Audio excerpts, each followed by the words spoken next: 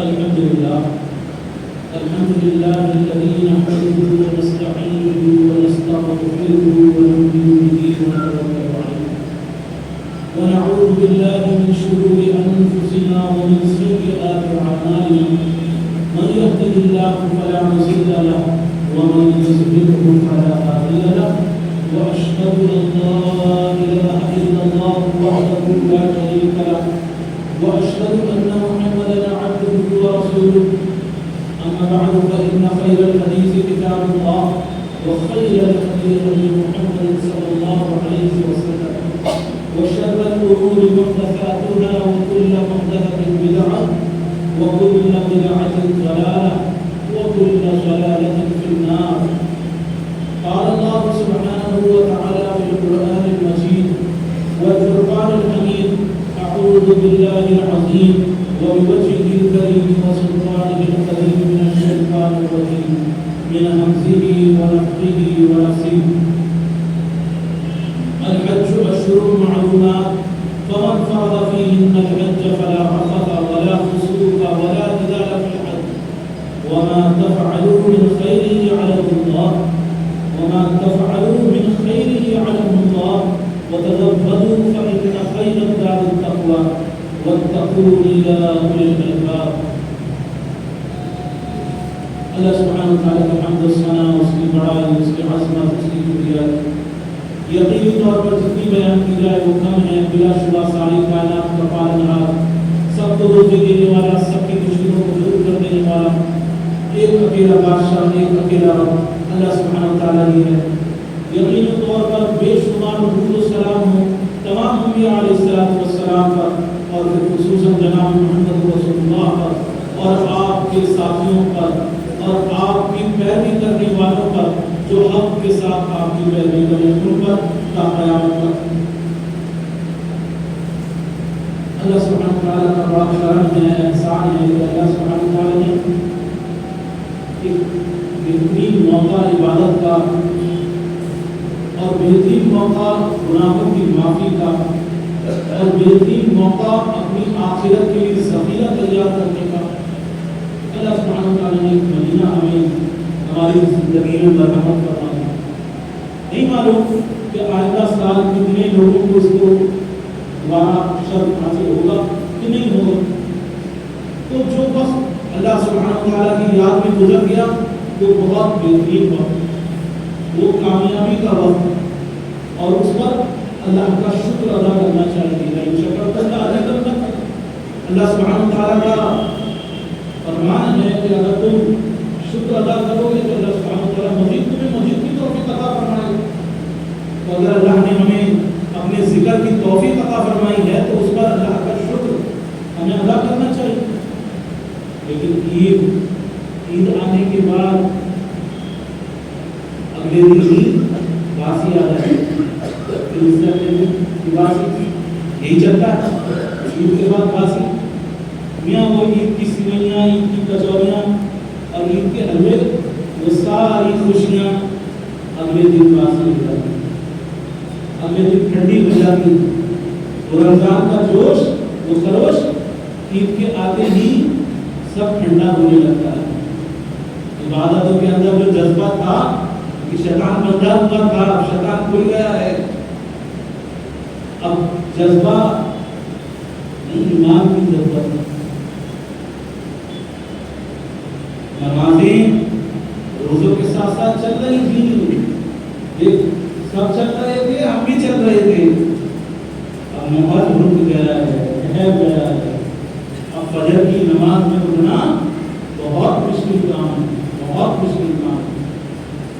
جس کا ایمان ساتھ دیتا ہے، ایمان مضبوط ہے، وہی فجر کی نماز میں آ سکتا ہے. تو اللہ سبحانہ وتعالی نے 5 وقت کی نماز ہم پر فرض کی ہے. ایسا نہیں ہے کہ فجر کی نماز اس کے لیے کوئی الگ سے ایگزمپشن ہو، الگ سے کوئی اجازت دے دی گئی ہو. تو ایک دن حقیقی طور پر ایک دن کی تیاری ہے. یہ ساری محنت جو ہے ایک آنے والے دن کی تیاری ہے. ایک ایسا دن کہ جس دن جو عید بنے گی اس کے بعد اس عید کی کبھی باسی نہیں ہوگی، اس دن کی عید کی خوشیاں کبھی ختم نہیں ہوگی، اس دن عید کے مزے لذت کبھی ختم نہیں ہوگی، اس دن کبھی باسی کا دن نہیں آئے گا، اور وہ دن جنت کا دن ہے۔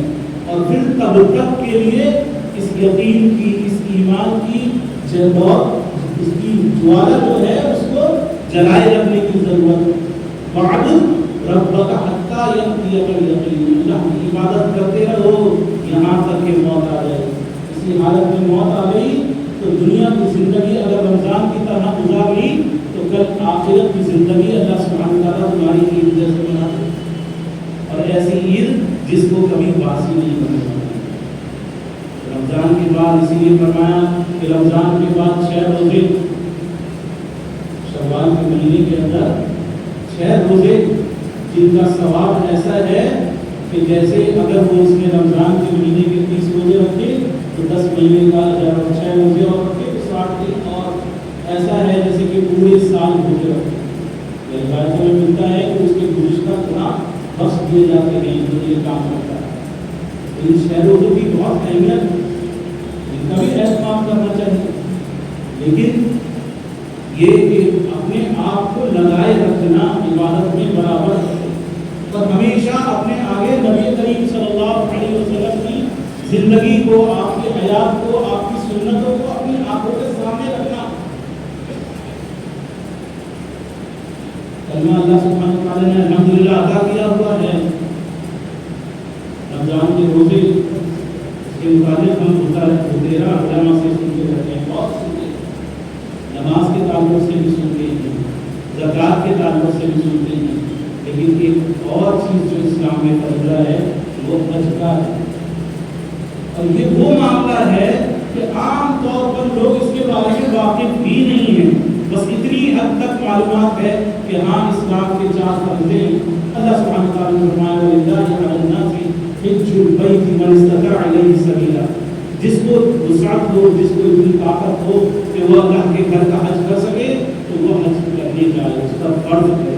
زندگی میں کم سے کم 1 بار حج کرنا ہر ایک مومن کے لیے لازم ہے، لیکن حج کے تعلق سے عام طور پر معلومات ہوتی ہی نہیں ہے۔ بندے کو پتہ نہیں کب منظوری آ جاتی ہے اور کب کس طرح کوئی انتظام ہو جاتا ہے، کب اس کی لبیک پکار رہتی ہے۔ کتنے لوگ ہیں جو عمرہ کرنے بھی جاتے ہیں رمضان مبارک کے اندر، اور اس کے بعد بھی دنیا بس اللہ کا حکم ہوا اور چلے گئے، لیکن یہ سفر بس آنا اور جانا۔ کتنا ہی سنتوں کا پابند انسان بقیہ عبادات کے اندر ہو، لیکن حج اور عمرے کے تعلق سے اکثر غفلت کے اندر ہی ہے۔ کتاب ہم لے لیتے ہیں زیادہ سے زیادہ، بہت اچھی کتاب ہے دلیل المنافق، یا اور کتابیں بھی ہمیں حج کے تعلق سے ملتی ہیں، لیکن یہ سب کتابیں آج سے 70-80 سال پرانی ہیں۔ آج کے حالات کے حساب سے اس کے اندر بہت ساری چیزیں گھٹائی اور بڑھائی جا سکتی ہیں، بہت سارے معاملے اس کے اندر نہیں ہوتے ہیں، ہمیں پتہ ہی نہیں ہے عمومی طور پر کہ عمرہ ہے کس چیز کا نام یا حج کیا ہے۔ بہت موٹی سی باتیں میں کچھ آج جمعے کے اندر آپ کے سامنے عرض کروں گا کہ ہر آدمی جس کو حج کی سعادت حاصل ہوئی ہے نہیں ہوئی ہے، اللہ سبحانہ وتعالیٰ کا دعا ہے کہ اللہ سبحانہ وتعالیٰ ہم سب کو اللہ سبحانہ وتعالیٰ اپنے گھر کی بار بار زیارت کی العالمین کو عطا فرما دے، ہم سب کو العالمین اپنے گھر کی زیارت کی اور ایک مقبول حج کی العالمین ہمیں توفیق عطا فرما دے۔ عمرہ کرنے کے لیے عمرہ عام طور پر ایک حج کا رکن ہے اور الگ سے بھی عمرہ کیا جاتا ہے۔ عمرہ کرنے کے لیے آپ کو احرام باندھنے کی ضرورت ہوتی ہے، تو عام طور پر ہم جانتے ہیں احرام گھٹ کے لیے 2 سفید چادریں عام طور پر ہم جانتے ہیں کہ حالانکہ حقیقتاً وہ 2 سفید چادریں ضروری نہیں ہے کہ وہ 2 سفید ہی ہوں، کسی بھی رنگ کی ہو سکتی ہے، بس اس کی شرائط یہ ہے کہ وہ سلی ہوئی نہ ہو۔ آپ اس کے اندر انڈرویئر نہیں کر سکتے، آپ اس کے اندر بنیان نہیں کر سکتے۔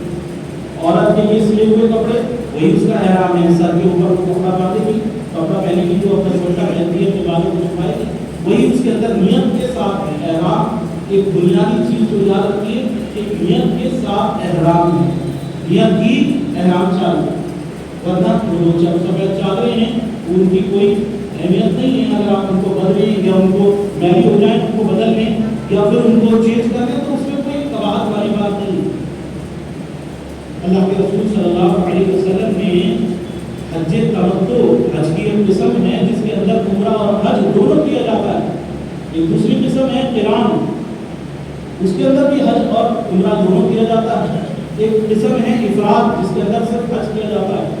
تو عام طور پر یہ افراد مکے والے ہی لوگ کرتے ہیں. اور قران اللہ کے رسول صلی اللہ علیہ وسلم کے ساتھ کیونکہ قربانی کا جانور تھا تو اللہ کے رسول صلی اللہ علیہ وسلم نے یہ کیا. اور آپ کے سامنے تمتع کے مسائل آئے تو آپ نے کہا, آپ نے چاہا کہ کاش میں حج جو ہے تمتع کر پاتا. اور آپ نے صحابہ کو مروا کے مقام پر آ کر حکم دیا کہ تم سب کو حج تمتع کرنا ہے, جس کے ساتھ بھی قربانی کا جانور نہ ہو. حج تمتع کیا ہے کہ انسان اپنے گھر سے یہاں سے چلے گا تو صرف نیت کرے گا عمرے کی, حج کی نیت نہیں کرے گا, وہ لبیک نہیں پکارے گا. بس وہ اپنے کپڑے بدل لے اور کپڑے بدلنے کے بعد جو احرام کی جو چیزیں ہیں اس کو خوشبو نہیں لگانا. اگر اس نے خوشبو لگانی ہے تو احرام سے پہلے لگانی ہے. عائشہ رضی اللہ تعالیٰ نے اللہ کے رسول صلی اللہ علیہ وسلم نے اپنی بیگموں سے اپنی اہلیہ سے ملاقات کی, سب کے پاس گئے اور پھر اس کے بعد آپ نے غسل کیا اور حضرت عائشہ نے آپ کو خوشبو لگائی جو آپ کے چہرے سے ظاہر, آپ کے سر پر ظاہر ہو رہی, آپ نے اس کو نہیں دھویا, وہ احرام پہن لیا. اور آپ نے ظہر کی 2 رکعت جب آپ نکل چکے تھے سفر سے تو آپ نے اس وقت ظہر کی 2 رکعت پڑھی اور اس کے بعد وہیں سے حج کی تلبیہ اتارا. اور عمرے کے تعلق سے یہ کہ وہیں سے حج اور عمرے کا تلبیہ اتارا, جو ایک تمتع کرنے والا ہے, جو ہندوستان سے جانے والا ہے, اس کو اپنے گھر پر احرام پہننا ہے لیکن تلبیہ نہیں اتارنا. کیوں؟ کیونکہ اس کو احرام کی نیت ایک مقدار, ایک خاص جگہ مقرر کرتی ہے اللہ کے رسول صلی اللہ علیہ وسلم کہ یہاں جا کر تمہیں یہاں پر نیت کرنی ہے. لیکن وہ اب ہوائی جہاز میں آتی ہے, راستے میں ایسے نہیں پڑتی کہ وہاں جا کر آپ غسل کریں گے اور وہاں پر آپ کپڑے بدلیں گے, ایسا سسٹم نہیں.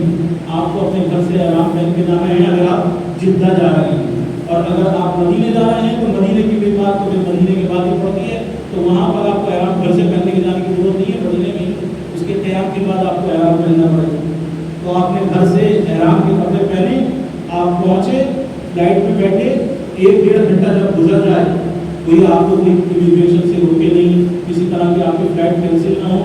اگر کسی طرح کی آپ نے لبیک پکار لی اور حج کی نیت کر لی, عمرے کی نیت کر لی اور اب آپ کو روک دیا گیا تو آپ کو ایک قربانی کرنی پڑے گی. لیکن اس لیے ابھی نیت نہیں کرنی ہے, آپ نے فلائٹ میں بیٹھنا ہے, 1-1.5 گھنٹہ 2 گھنٹے گزر جائیں, اس کے بعد زور سے تلبیہ پڑھنا ہے, اللہ اکبر, اللہ لبیک اللہم لبیک لبیک لا شریک لک لبیک ان الحمد والنعمت لک والملک لا شریک لک اللہم لبیک. عمرہ, صرف عمرے کی نیت کرنی ہے.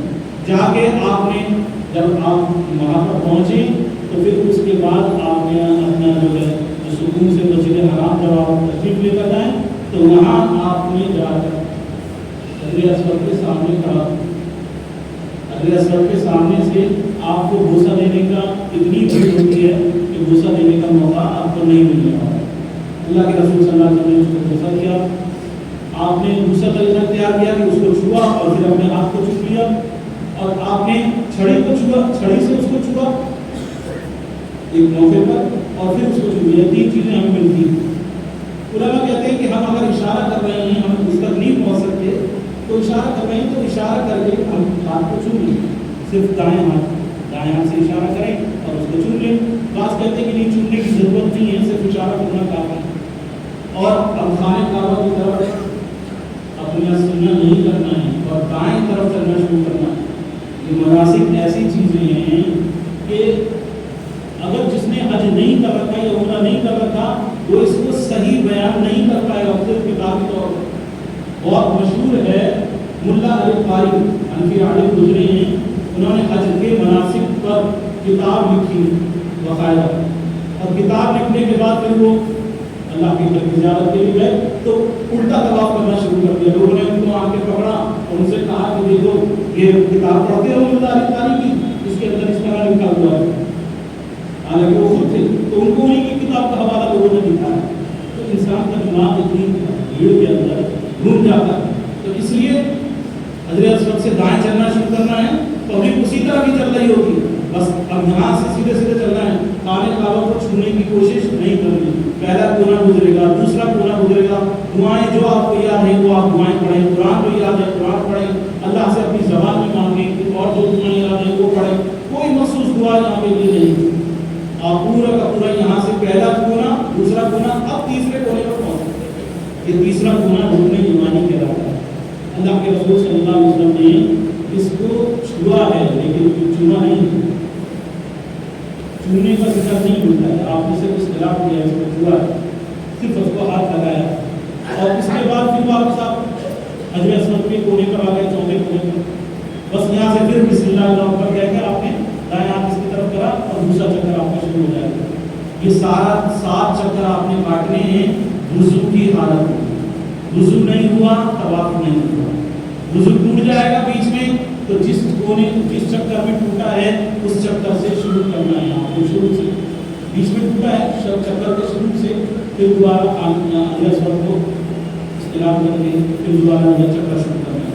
7 चक्कर काट लिए, उसके बाद जाके सफ़ा और मरवा के पहाड़ी है, सफ़ा की पहाड़ी, उस पर जाना है, उस पर जाके दुआएं जो सिखाई गई हैं पता अल्लाह ने जहाँ से शुरू किया, मैं वहाँ से शुरू करता हूँ, इन सफ़ा और मरवा की आयत पढ़ी, और यहाँ पर आपने चलना शुरू करना है। अच्छा, और दूसरी बात जो अहम चीज़ जो रह गई आपके तवाफ के अंदर, आपके तवाफ के अंदर जो सबसे पहला आप तवाफ करेंगे हाजी के लिए, 3 तवाफ ऐसे हैं जो उसके लिए करने लाजिम हैं, बाकिया जितने तवाफ करेगा वो सारे नफील हैं। 3 तवाफ उसके लिए लाजिम है। पहला तवाफ जो ये जाते ही जो सबसे पहला तवाफ करेगा, ये तवाफ कुदूम, ये तवाफ पहला तवाफ कहलाता है, जाते ही पहला तवाफ करेगा। फिर उसके बाद एक हज करने के बाद दूसरा तवाफ करेगा, इसे तवाफ इज़ाफ़ा या तवाफ ज़ियारत के नाम से मशहूर है, ये कहा जाता है। और एक सबसे आखिर में तवाफ विदा, समझते हैं नाम से तवाफ विदा, जो सबसे आखिरी तवाफ जो आप विदा लेते हुए सबसे आखिर में तवाफ करेंगे तो तवाफ विदा कहलाता है। तवाफ कुदूम के अंदर जो सबसे पहला जो आप तवाफ करेंगे उसके अंदर रसूलुल्लाह सल्लल्लाहु अलैहि वसल्लम ने रमल किया। रमल क्या है? रसूलुल्लाह सल्लल्लाहु अलैहि वसल्लम ने 4 उम्रे किए, उनमें जब दूसरे उम्रे के लिए उसकी कज़ा के लिए पहले उम्रे में आपको रोक दिया गया, जब दूसरे उम्रे में जब 7 हिजरी में रसूलुल्लाह सल्लल्लाहु अलैहि वसल्लम गए तो मक्के वाले देख रहे थे आपको और कह रहे थे इनकी पसलियाँ निकली हुई हैं, हड्डियाँ निकली हुई हैं, क्या हमसे मुकाबला करेंगे। तो उस वक्त सहाबा ने और अल्लाह के रसूल सल्लल्लाहु अलैहि वसल्लम ने अकड़ के ज़रा सीने को तना कर और बाजुओं को चौड़ा करके इस चाल से आपने तवाफ किया। सामने रैश बैठे हुए थे और देख रहे थे तवाफ। तो ये सुन्नत अल्लाह के रसूल सल्लल्लाहु अलैहि वसल्लम ने हज में बाकी रखी। जब हज हाजी जाता है सबसे पहला तवाफ जो करता है सिर्फ वहीं करना है, उसके अलावा किसी तवाफ में नहीं करना। पहले तवाफ के 3 चक्करों के अंदर आपको सीना चौड़ा करके थोड़ा अकड़ वाली चाल, मर्द के लिए, औरत के लिए नहीं, औरत नॉर्मल चाल चलेगी, वो अपना सीना चढ़ा के और जरा अकड़ वाली चाल से चलेगा और क्या करेगा, अपना दायां कंधा खोल देगा, उसके नीचे से चादर निकाल देगा। आदि क्या करता है, उसका कंधा वो समझता है कोई स्टाइल है, हज का स्टाइल है, तो वो कंधा खोल लेता है और वो कंधा खोलता है तो उसके पूरे जब तक एहराम पहना रहता है उसका कंधा खुला ही रहता है। नहीं, बस 3 चक्करों के लिए खुलेगा। नमाज पढ़नी है, बीच में नमाज का टाइम हो जाएगा, कंधा वापस ढकना जरूरी है। ये नहीं है कि आप कंधा खोल के नमाज पढ़ेंगे आपकी नमाज नहीं होगी, कंधा आपके लिए ढकना जरूरी है। सिर्फ शुरू के 3 चक्कर में कंधा खोलना है, शुरू के 3 चक्कर में अकड़ का चलना है। ये आपका पूरा का पूरे 7 चक्कर हो गए। 7 चक्कर के बाद आपने 2 रकात नमाज पढ़नी, तवाफ की 2 रकात नमाज होगी। आप सफ़ा मरवा पर पहुँचे, सफ़ा पहाड़ी ये 2 हिस्से, 2 किनारे हैं, एक सफ़ा एक मरवा। यहाँ सफ़ा पर जाके आपने दुआएं पढ़ी और यहाँ से सफ़ा और मरवा के 7 चक्कर। इस तरह नहीं जैसे सफ़ा से शुरू करा और वापस सफ़ा में खत्म होगा, ऐसे 7 चक्कर नहीं होंगे, बल्कि सफ़ा से शुरू होगा, मरवा पे खत्म होगा तो 1 चक्कर, मरवा से शुरू होगा, सफ़ा पे खत्म होगा तो दूसरा चक्कर। इस तरह करके 7वां चक्कर जाके मरवा पे खत्म होगा, वहाँ पे मरवा पे आपका खत्म हो जाएगा। यहाँ पर रसूलुल्लाह सल्लल्लाहु अलैहि वसल्लम ने ऐलान कर दिया सहाबा से कि देखो तुम्हारा उम्रा पूरा हो गया, अब हलक करवा दो, जिनके साथ कुर्बानी का जानवर नहीं है वो हलक करवा दो। तो यहाँ पर रसूलुल्लाह सल्लल्लाहु अलैहि वसल्लम ने 3 बार दुआ करी उसके लिए, जिसने अपने बालों को पूरा बुलवा दिया और जिसने बालों को कतरवाया बराबर बराबर, जिसे हम मशीन फिरवाने गए बराबर बराबर कतरवा दिया, तो उसके लिए अल्लाह के रसूल सल्लल्लाहु अलैहि वसल्लम ने 1 बार दुआ की, तो बालों का पूरा हलक करवा दो। ये मसला ये अमल करना है, आपका पूरा पूरा हो गया, आपका एहराम हो गया, आप आम रोटी की तरह हो गए। जब हज का ज़माना आएगा तो दोबारा आपको एहराम पहनना पड़ेगा, उसके लिए कहीं जाने की जरूरत नहीं है, यहीं अपने घर से मक्के के अंदर अपने होटल से आपको एहराम पहनना है, लब्बैक उतारनी है और कहना है अल्लाहुम्मा लब्बैक का हज। आदि क्या करता है इस जमाने के अंदर, भाग के उम्रे करेगा, भाग के उम्रे करेगा, उम्रे करने कभी तनीम जा रहा है, मस्जिद आयशा जा रहा है, कभी कहीं जा रहा है, कभी कहीं जा रहा है। रसूलुल्लाह सल्लल्लाहु अलैहि वसल्लम ने मक्के के क़ियाम के दौरान कभी भी आप बाहर नहीं गए, उम्रा करने के लिए बाहर नहीं गए हैं। मक्के में जितने दिन आप रहेंगे, सबसे बड़ी मक्के में रहते हुए इबादत खाने काबा का तवाफ, खाने काबा के तवाफ से बढ़कर कोई इबादत नहीं है। ये वाहिद ऐसी इबादत है जो खालिसन सिर्फ आप यहीं पर रहकर कर सकते हैं। वहाँ की मौजूदा गवर्नमेंट ने अब पाबंदियां लगा दी हैं कि जो एहराम पहना हुआ होगा, औरतों को तो नहीं पता चल सकता, तो औरतों के लिए कोई रोक नहीं, मर्द जो एहराम पहना हुआ होगा सिर्फ वही मताफ में तवाफ करेगा, बाकी लोगों के लिए ऊपर जगह बनाई गई। खाने काबा के जितने करीब होकर तवाफ करोगे उतना छोटा, जितना दूर होकर करोगे उतना बड़ा। जब आप ऊपर चले जाओगे तो कहोगे अरे, तो अब लोगों ने क्या तरीका इख्तियार करना शुरू कर दिया है कि डुप्लीकेट खाली चादर पहनिया, अंदर तो एंट्री मिली जाएगी खाने काबा के अंदर। मताफ के अंदर जो हिस्सा है खाने काबा के चारों तरफ, वहाँ पर हमें छोटा सा तवाफ करना पड़ेगा, मिनटों में खत्म हो जाएगा, 10 मिनट के अंदर तवाफ पूरा। तो कौन इतनी मेहनत करे ऊपर जाए? हालांकि ऊपर जो नहीं चल सकते उनके लिए व्हील चेयर का इंतजाम है, इलेक्ट्रॉनिक रिक्शा वहाँ की गवर्नमेंट की तरफ से चला दे रहे हैं, जो नहीं चल सकते इलेक्ट्रॉनिक रिक्शे में करें। फिर अगर वो 2 घंटे के अंदर एक तवाफ 7 चक्कर अगर पूरे हो रहे हैं तो उसका अजर सवाब भी ज्यादा है। आयशा से फरमाया अल्लाह के रसूल सल्लल्लाहु अलैहि वसल्लम ने कि तेरे हज का सवाब वही है जितनी तूने मशक्कत उठाई। तो मशक्कत उठाने से नहीं घबराना है और अपने आप को हर तरह से बुराइयों से, झूठ बोलने से, धोखा देने से रोकना है। अल्लाह ने कुरान में फरमाया दूसरे पारे के अंदर सूरह बकरा में अल-हज्ज अशहुरुन मालूमात, गिने चुने अय्याम 5 दिन उसी के अंदर ही हज किया जाए, हज के दिन तय। वमन फरद फीहिन्नल हज फला रफसा, जिसको पर उसने अपने पर लाजिम कर लिया, फर्ज कर लिया हज यानी उसका इबादत कर ली, तो फला रफसा एहराम मान ले तो उसके लिए रफस करना, अपनी बीवी से मेल मिलाप करना, दोस्तों की रात करना, बेहिजाबी की बातें करना हलाल नहीं है। वला फुसूका, और गुनाह की बात करना, धोखा देना, झूठ बोलना, किसी को तकलीफ पहुंचाना। वला जिदाला, और लड़ाई झगड़ा जो होता ही है, यहाँ तो मुझे अपना करना है, हाजिर अस्वद को भरोसा देना पता नहीं कौन सी नेकी है कि कितनों को मैं तकलीफ पहुंचा दूंगा उसको। और दूसरे हज के दूसरे मौकों पर आगे बढ़ने के लिए मुझे किसी की परवाह नहीं, तो लड़ाई झगड़ा हराम है। इन सब बातों का ध्यान रखना है। वला फुसूका वला जिदाला फिल हज वमा तफअलू मिन खैरिन अल्लाह, देखो इन दिनों में जो भी तुम नेकी का काम करोगे अल्लाह उसको जानता है। तो तज़व्वदू, और अपने साथ देखो ज़्यादा राह ले लेना, ऐसा ना हो मांगते फिरो, वहाँ अपने साथ ज़्यादा राह ले जाओ, लेकिन कौन सी ज़्यादा राह?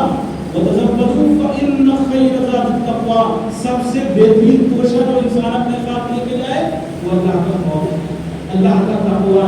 अगर अल्लाह का तक़वा नहीं है, आज करने जा रहे हो, अल्लाह से नहीं डरते, काहे का? वतज़व्वदू फ़इन्न खैर ज़ादित तक़वा वत्तक़ूनी या उलिल अल्बाब, अक़ल्लमंद डरो अल्लाह से। तो अल्लाह के रसूल सल्लल्लाहु अलैहि वसल्लम ने भाग के उम्रे नहीं किए। अम्मा आयशा सिद्दीक़ा रज़ियल्लाहु तआला अन्हा के साथ एक खास वाक़या पेश आया, आपको हैज़ लायक हो गया, बाकी उम्महातुल मोमिनीन ने अपना इहराम खोल लिया उम्रा करने के बाद, लेकिन हज़रत आयशा का नहीं हुआ, उनको उम्रा नसीब नहीं हुआ। ان کو عمرہ نہیں ملا. تو جب حج سے فارغ ہوئی تو انہوں نے اللہ کے رسول صلی اللہ علیہ وسلم سے فرمایا وہ سب تو حج بھی کر کے جا رہے ہیں, عمرہ بھی کر کے جا رہے ہیں, میں تو خالی حج کر کے جا رہی ہوں. تو اللہ کے رسول صلی اللہ علیہ وسلم نے فرمایا کہ تو خانے کعبہ کا طواف کرو, صفا مروا دوڑ لو, تمہیں حج اور عمرے کا اجر مل جائے گا. انہوں نے ضد کی, اصرار کیا, تو اللہ کے رسول صلی اللہ علیہ وسلم نے ان کے بھائی کو ان کے ساتھ لگا دیا کہ فلانی جگہ چلے جاؤ قریب میں جو اب مسجد عائشہ کہلاتی ہے, وہاں سے ان کو احرام بنوا کے عمرہ کرواؤ. ان کے بھائی نے عمرہ نہیں کیا ساتھ میں, ایسا ثبوت نہیں ملتا کہ کسی اور صحابی نے وہاں سے عمرہ کیا ہو. اگر یہ واقعی میں نیکی ہوتی, بڑی چیز ہوتی, تو ان کے بھائی نہیں کرتے, لیکن انہوں نے نہیں کیا. ہم یہ نہیں کہتے کہ وہ غلط ہے, کوئی اگر ایسا کرے وہاں مسجد عائشہ سے جا کے عمرہ کرے تو اس کو ہم غلط نہیں کہہ سکتے, لیکن وہ افضل نہیں ہے. جتنا وقت آپ عمرہ کرنے میں لگاؤ گے, یہ جو میقات کے علاوہ عمرہ ہے, کسی کام سے آپ کو مدینے جانا ہو, جدہ جانا ہو, طائف جانا ہو, مکے سے باہر کسی بھی کام کے لیے جانا ہو, جب وہاں سے آپ آئیں تو آپ احرام باندھ کے آئیں, آپ کا یہ عمرہ بالکل صحیح ہے. لیکن بیت کا عمرہ, مسجد عائشہ جا کے عمرے کرنا اور بے ضرورت مکے سے باہر جانا, یہ اللہ کے رسول صلی اللہ علیہ وسلم کی سنت نہیں. سب سے افضل کام آپ نے یہاں پہ طواف کرنا ہے, جتنا ہو سکے طواف کرتے رہنا ہے. جب 8 ذی الحجہ آ جائے, 8 تاریخ آ جائے, تو اس سے پہلے ہی 7 تاریخ کو ہی آپ کے ہوٹل میں پہنچ جائے گا آپ کا آدمی اور کہے گا بھائی بس تیار ہے, چلو مدینہ. یار کتاب میں تو لکھا ہوا 8 تاریخ کو جانا ہے, ہم تو 7 ہی تاریخ ہے, اب کیا کریں. ہم لوگ پریشان ہو جاتے ہیں اسی چیز میں کہ جب بھی آپ کو مینا جانا ہو, چاہے 7 کو لے کے جائیں یا جب بھی لے کے جائیں آپ کو, تب آپ نے احرام باندھنا ہے. احرام باندھنے کے بعد اسی طرح احرام کی ساری چیزیں شروع ہو جائیں گی. آپ کو احرام کا دھیان رکھنا ہے اور لبیک پکارنے, اللہم لبیک کہا جائے, اور یہاں سے آپ مینا پہنچ جائیں گے. مینا کے اندر اللہ کے رسول صلی اللہ علیہ وسلم آپ فرما رہے ہیں صحابہ سے برابر, خذوا عنی مناسککم, مجھ سے حج کے مناسک, حج کا طریقہ سیکھ لو. حجوا کما رأیتمونی حجا, تم ایسے حج کرو جیسے مجھے حج کرتا ہوا دیکھتے ہو. لیکن عمومی طور پر وہاں دیکھتے ہیں تو کچھ اور ہی حال ہے, کچھ اور ہی چل رہا ہے. اللہ کے رسول صلی اللہ علیہ وسلم کا حج یہاں نظر نہیں آئے گا آپ کو. یہاں اگر آپ دیکھا دیکھی چلیں گے تو یہاں نظر نہیں آئے گا. مسجد, وہاں پہ ایک مسجد ہے, مسجد خیف, اگر اس کے اندر جا کے آپ نمازیں پڑھیں گے تو آپ کو ٹھیک ہے, وہاں ساری نمازیں قصر ملیں گی. لیکن جب آپ اپنے خیمے میں پڑھیں گے تو دیکھیں گے ارے سارے ہندوستان والے کیا کر رہے ہیں, سب پوری نمازیں پڑھ رہے ہیں, ماشاء اللہ. اور اللہ کے رسول صلی اللہ علیہ وسلم آپ نے یہاں 5 نمازیں ادا کی, ظہر 8 تاریخ کی ظہر, عصر, مغرب, عشاء اور 9 تاریخ کی فجر. آپ نے 5 نمازیں ادا کی. آپ نے نماز قصر پڑھی. آپ کے ساتھ مکے کے لوگ تھے, مکے سے آئے ہوئے بھی لوگ تھے, لیکن ان لوگوں نے نماز پوری نہیں کی, انہوں نے قصر ہی ادا کی.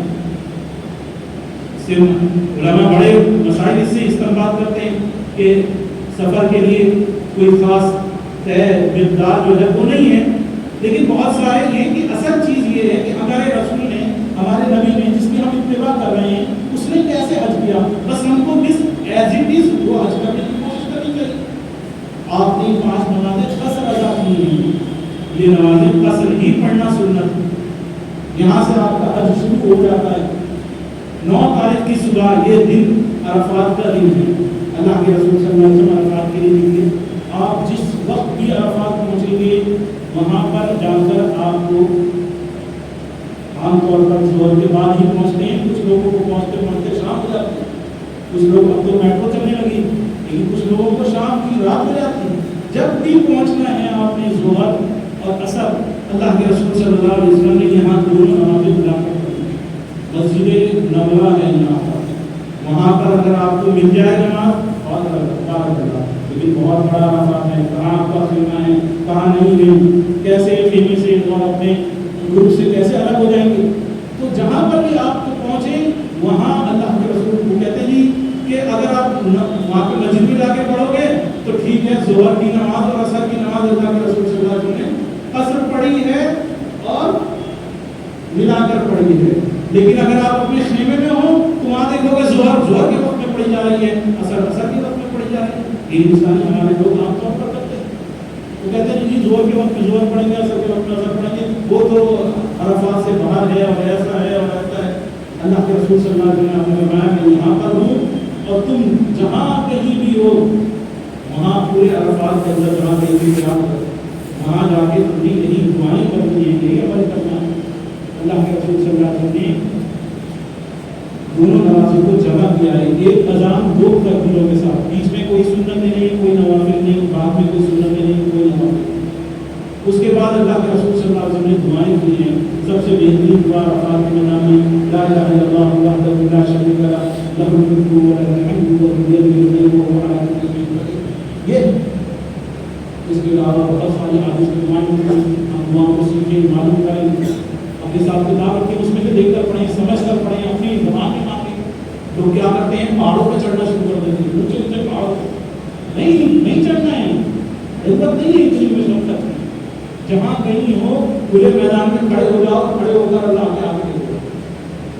اللہ کے رسول صلی اللہ علیہ وسلم نے دعا کے لیے ہاتھ سینے تک اس طرح اٹھائے عرفات کے میدان میں. راوی لکھتے ہیں کہ جیسے کوئی مسکین کھانا مانگ رہا، کوئی مسکین کھانا مانگ رہا ہو، ایسے دعا کے لیے ہاتھ اٹھائے. تو کھلے میدان میں آپ دعا کریں، وہاں پر جتنا ہو سکے دعا کے اندر اپنے آپ کو مشغول رکھیں. یہ پورا آج کا دن آپ کا ہو جاتا ہے. مغرب کا وقت ہو جائے گا، جب پورا مغرب کا وقت ہو جائے مغرب کی نماز نہیں پڑھنی، یہی سنت. اللہ کے رسول صلی اللہ علیہ وسلم یہاں سے چلے ہیں، راستے میں آپ رکے، آپ نے استنجا کیا، وضو کیا، بلال نے پوچھا اللہ نماز پڑھیں گے؟ کہا نہیں، نماز کی جگہ آ گئی. آپ نے عرفات سے کچھ کی اور مزدلفہ جا کر وہاں پر جا کے آپ نے قیام کیا. بشر حرام وہاں مسجد ہے، اس کے پاس کو بند ہو گیا، کھلی ہوگی تو پھر بند ہوگی. تو وہ لوگوں کو عام طور پر آگے پیچھے نہیں ہوتے ہیں، تو مزدلفہ جا کے رکا ہوا ہوتا ہے. ہر جگہ مزدلفہ اسٹارٹ کیا، مزدلفہ اینڈ کیا. تو ایسا نہیں ہے کہ عام طور پر لوگ پتہ ہی کر سکتے کہ بھائی کون سی جگہ ہے. مزدلفہ شروع نہیں ہوا ہے تو آپ نے نماز نہیں پڑھی. جب مزدلفہ میں داخل ہو جائے اسی کے بعد اب مغرب اور عشاء دونوں نمازیں ایک ساتھ پڑھیں گی. یہ وہ واحد رات ہے جس میں رسول اللہ صلی اللہ علیہ وسلم نے تہجد نہیں پڑھی ہے. آپ نے اس رات امت پر شفقت کی، کیونکہ اگلے دن پورا حج اکبر، عام طور پر لوگ سمجھتے ہیں حج اکبر وہ ہے جو جمعے کے دن حج کیا جاتا ہے. حج اکبر یہ 10 ذی الحج کا دن، اس دن حاجی کو بہت سارے کام ہوتے ہیں. تو اس دن آپ نے آرام کیا، آپ نے فجر کی نماز بالکل اول وقت میں پڑھی اور اس کے بعد آپ نے دعائیں مانگی یہاں تک کہ سورج نکلنے سے پہلے روشنی پھیل گئی. آپ نے کچھ خاص لوگوں کو اجازت دی کہ وہ پہلے ہی یہاں سے نکل جائیں، مزدلفہ سے نکل جائیں، مکے پہنچ جائیں، مینا پہنچ جائیں اور مینا جا کے جمرات کے پاس پہنچ جائیں. لیکن کنکری مارنے کی عام اجازت نہیں تھی. یہ نہیں کہ رات کو صبح ہونے سے پہلے کنکری مار لے. وہ کچھ خاص اجازتیں تھیں، اس کی تفصیل کا وقت نہیں ہے. مختصراً یہ کہ ہمیں وہاں پر صبح ہونے کے بعد جانا ہے اور صبح فجر کے بعد اس کا وقت شروع ہوگا. یہاں پر جب شیطان کے پاس جائیں گے مسجد خیف آئیں گے، سب سے پہلے جب مزدلفہ پار کریں گے مینا میں آئیں گے، مینا ختم ہوگا اور مینا ختم کر کے اب یہ مسجد خیف آئے گی. مسجد خیف کے بعد اب یہ 3 شیطان کے برج کھڑے ہوئے ہیں، 3 ستون کھڑے ہوئے ہیں. سب سے پہلا پڑے گا نہیں مارنی، دوسرا پڑے گا نہیں مارنی، تیسرا پڑے گا اس کے پاس جا کے مارنی. کنکریاں آپ یہاں اس کے آس پاس سے نہ چنیں، اس کے علاوہ کہیں پر بھی چنیں. رسول اللہ صلی اللہ علیہ وسلم نے رات کو کنکریاں نہیں چنی ہیں. ہم جو بیٹھ کے کنکریاں ہمارے یہاں چننے کا معمول ہے، بلکہ اس کو باقاعدہ کہ شیطان کو ڈر نہ جائے تو اس کو دھوتے بھی ہیں اچھی طرح سے واش کر کے اور سجا کے پھر اس کو لے کے جاتے ہیں. ایسا کچھ نہیں ہے، کہیں سے بھی کنکریاں اٹھا لو، چاہے میرا سے مزدلفہ کے. لیکن جب رات کے یہ جو ہیں ان کے پاس سے شیطان کے پاس سے کنکریاں نہیں اٹھانا، پہلا چھوڑ دینا ہے، دوسرا چھوڑ دینا ہے. تیسرے کے پاس اس کنڈیشن میں سنت طریقہ کیا ہے؟ اس کنڈیشن میں کھڑا ہونا ہے کہ آپ کے دائیں ہاتھ کی طرف مینا ہو، بائیں ہاتھ کی طرف مکہ ہو. مزدلفے کے بعد مینا، مینا کے بعد مکہ آتا ہے اور بیچ میں یہ جمرات. تو اس کنڈیشن میں کھڑا ہونا ہے کہ آپ کے سامنے، منہ کے سامنے جمرات ہو اور دائیں ہاتھ کی طرف مینا ہو، بائیں ہاتھ کی طرف مکہ ہو. اللہ کا نام لے کے بسم اللہ پر پوری بغل ظاہر ہونی چاہیے.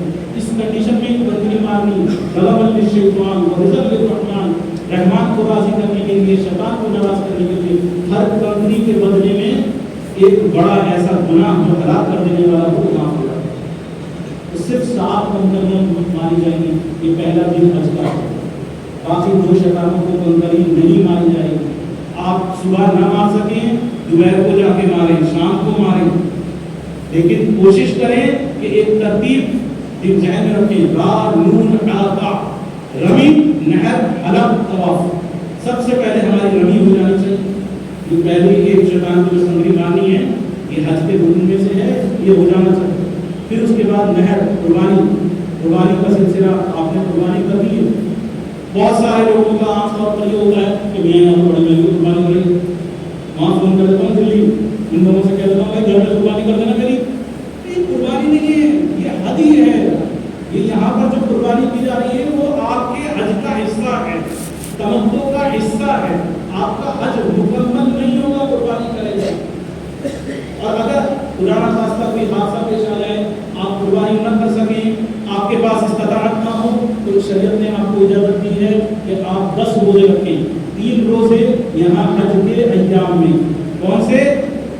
آپ عرفات میں جانے سے پہلے 9 ذی الحجہ سے پہلے 3 روزے رکھیں، یا پھر پہلی تاریخ 10 تاریخ کو چھوڑ کے 11 12 13 ان 3 دنوں میں 3 روزے رکھیں۔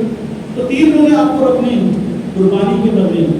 اگر قربانی نہیں کر سکتے اور قربانی یہاں کی نہیں ہوگی، دلی میں جا کے آپ کی قربانی نہیں ہوگی، وہاں کوئی قربانی کرنا ہے، اللہ کے رسول صلی اللہ علیہ وسلم سے ثابت نہیں ہے کہ آپ نے حدی اور قربانی کو دونوں کو ایک ساتھ جمع کیا۔ قربانی کو اور حج کو ایک ساتھ آپ نے جمع نہیں کیا ہے۔ رسول اللہ صلی اللہ علیہ وسلم نے دونوں چیزوں کو جمع نہیں کیا، بس ایک حج ہی کری۔ یہاں پر ہی آپ کو کرنی ہے، جب آپ اپنے مقام پر ہوں گے تب آپ کریے قربانی۔ یہاں پر آپ نے یہ عمل کیا، اس کے بعد حلق اور طواف آپ نے حلق کروانا ہے اور احرام کے کپڑے اتار دینے ہیں۔ احرام ختم نہیں ہوا آپ کا، احرام کب تک ختم نہیں ہوگا جب تک آپ طواف نہیں کر لیتے۔ ان ایام کے اندر کل جائیں، پرسوں جائیں، جو پورے جو عید الاضحیٰ کے ایام ہیں پورے، ان ایام کے اندر آپ کو جا کے طواف کر کے آنا ہے، صفا مروا دوڑ کے آنا ہے۔ یہ کام جب تک پورا نہیں کریں گے آپ کا حج مکمل نہیں ہو سکتا۔ رمی، نہر، حلق، طواف، یہ کام آپ کو کرنے ہیں اور اس کے اندر کسی طرح کی کسی کو کوئی اذیت نہیں پہنچانی ہے۔ جب اور پھر سب سے آخر میں طواف ودا، باقی دن آپ جب تک رہیں وہاں مکے میں طواف کرتے رہیں، اور سب سے آخر میں طواف ودا آپ کو کرنا ہے۔ کسی کے ساتھ کوئی عذر پیش آ گیا تو اس کا آخری طواف وہی طواف ودا اپنے آپ بن جائے گا۔ صفیہ رضی اللہ تعالیٰ عنہ صحابیہ ہیں، ان کو حج کے بعد حیض آ گیا، وہ طواف ودا نہیں کر سکے تو اللہ کے رسول صلی اللہ علیہ وسلم نے اجازت دی۔ تو جو بھی آپ اس کے بعد نفلی یا طواف زیارت آپ نے کیا ہے وہی طواف ودا بن جائے گا، اگر آپ طواف ودا نہ کر پائیں کسی وجہ سے۔ لیکن اپنے ملک جانے سے پہلے طواف زیارت آپ نے کرنا ہی کرنا ہے۔ اور کوئی عمل تو بہت مختصر میں نے ایک نقشہ ہلکا سا کھینچا ہے سمجھانے کے لیے، اتنا وقت ہے نہیں، حالانکہ اس کو بہت تفصیل چاہیے اس ایک بات کو سمجھانے کے لیے۔ بہت مختصر میں باتیں کرنی ہے، اس لیے کہ ہمیں معلوم ہو کہ اللہ کے رسول صلی اللہ علیہ وسلم نے کس طرح حج کیا، آپ نے کس طرح نمازیں پڑھی، ہم ایک خاکہ ہو ہمارے ذہن میں۔ یہ نہیں کہ ہم صرف ایک فورن ٹور یا گھومنے کے لیے ہم گئے ہیں اور بس کر کے آ گئے اور ہمیں پتہ ہی نہیں کہ اللہ کے رسول صلی اللہ علیہ وسلم نے یہ کام کیسے کیا ہے۔ اس لیے بہت میری آپ سے گزارش ہے کہ جو بھی آپ اسے عمرہ کرنے جائیں، جو بھی آپ اسے حج کرنے جائیں، جانے سے پہلے سیکھ لے، سمجھ لے کہ اللہ کے رسول صلی اللہ علیہ وسلم نے کیسے کیا ہے۔ ایسا نہ ہو یہ اہم عبادت جو فرائض میں سے ہے یا پھر جو ہم پیسہ خرچ کر رہے ہیں عمرے کے لیے وہ ہمارا ایسے ہی زبان چلے جائے، بس گھومنا پھرنا آنا اور جانا ہو نہیں، بلکہ یہ ایک بہت بڑی نیکی ہے۔ ایک عمرہ دوسرے عمرے تک کیے گئے گناہوں کا کفارہ ہے۔ ایک ایمان والا وہ مستعد رہتا ہے مرتے دم تک، وَاعْبُدْ رَبَّكَ حَتَّىٰ يَأْتِيَكَ الْيَقِينُ، جب تک موت تک نہیں پہنچتے تب تک لگاتار عبادت کرتے رہنا ہے، اپنے آپ کو، اپنا جان، اپنا مال، جو کچھ بھی ہے، ان صلاتي ونسكي ومحياي ومماتي لله رب العالمین، میری جان، ان صلاتي ونسكي، میری نماز، میری قربانی، محیایا میری زندگی، ومماتی میری موت، سب کچھ للہ رب العالمین، یہ سب کچھ اللہ کی خاطر ہے، لوگوں کے دکھاوے کے لیے اس لیے نہیں کہ میرے نام کے ساتھ واپس آؤں تو میں سب سے کون ہوں، میں حاجی فلاں، ہمیں حاجی بنا، یہ جہالت ہے، یہ ہندوستان پاکستان کی جہالت ہے کہ لوگ اپنے نام کے ساتھ حاجی لگا کے اپنے آپ کو فخر محسوس کرتے ہیں۔ یہ ایک عبادت ہے، یہ نام کے آگے ٹیگ لگانے کی چیز نہیں ہے، یہ آپ کی سند نہیں ہے۔ ایک حافظ تو اپنے ساتھ حافظ لگا سکتا ہے، ایک مولوی تو اپنے ساتھ مولویت لگا سکتا ہے، کیونکہ اس نے اس کے لیے محنت کی ہے۔ آپ نے ایک عبادت کی ہے، آپ کیسے اپنے ساتھ حاجی اور الحاج لگا سکتے ہیں؟ تو یہ اس کو ضائع کرنے کی چیز نہیں ہے۔ اپنے نام کے ساتھ حاجی لگا کے کہ صرف یہ کہ لوگ مجھے حاجی کہیں گے، 2 کر دوں گا، 3 کر دوں گا تو الحاج کہیں گے، یہ جہالت ہے۔ اس جہالت سے باہر نکلنے کی ضرورت ہے۔ اللہ کی بنا پر اپنی سچی توبہ کی ضرورت ہے۔ اللہ سبحانہ وتعالیٰ سے دعا ہے کہ اللہ سبحانہ وتعالیٰ تمام جیسے اس کے حکم ہیں، جیسے اس کی عبادتوں کا حق ہے، الہی اس کے مطابق نبی کی سنت کے مطابق ہمیں تمام عبادتوں کو انجام دینے کی توفیق عطا فرما دے۔ الہی دنیا اور آخرت دونوں جہانوں کی تمام پریشانیوں کو الہی تو ہمارے دور فرما دے۔ اے رب العالمین تمام بیماروں کو الہی شفاء عاجلہ کاملہ دائمہ عطا فرما۔ اللہ تمام خیر و بھلائی کے فیصلے ہمارے حق میں فرما، تمام شرور سے ہماری حفاظت فرما، ہمارے تمام گناہوں کو معاف فرما، اور ہم سب کا خاتمہ الہی ایمان فرما۔ جن لوگوں نے دعاؤں کے لیے کہا ہے، کہنا چاہتے ہیں، کہہ نہیں سکے، یا ان کا ہم پر کسی طرح کا کوئی حق ہے، الہی ان کی اور ہماری تمام جائز حاجات کو الہی کو اپنے فضل و کرم سے الہی پورا فرما دے، ہدایت کے ساتھ پورا فرما دے، تمام بیماروں کو شفاء عاجلہ کاملہ دائمہ عطا فرما۔ اللہ خیر و بھلائی کے فیصلے ہمارے حق میں فرما، تمام شرور سے ہماری حفاظت فرما، اور الہی ہماری تمام عبادات کو جو رمضان المبارک میں کی گئی ہیں اور الہی جو اب تک کی گئی ہے، الہی سب کو شرف قبولیت عطا فرما، اور الہی آگے کی جانے والی عبادتوں میں الہی ہماری ہر قدم پر الہی ہماری رہنمائی فرما دے۔ آمین یا رب العالمین۔ استغفر اللہ لقوم هذا ولسائر المؤمنین من كل ذنب واستغفروه انه كان للغفار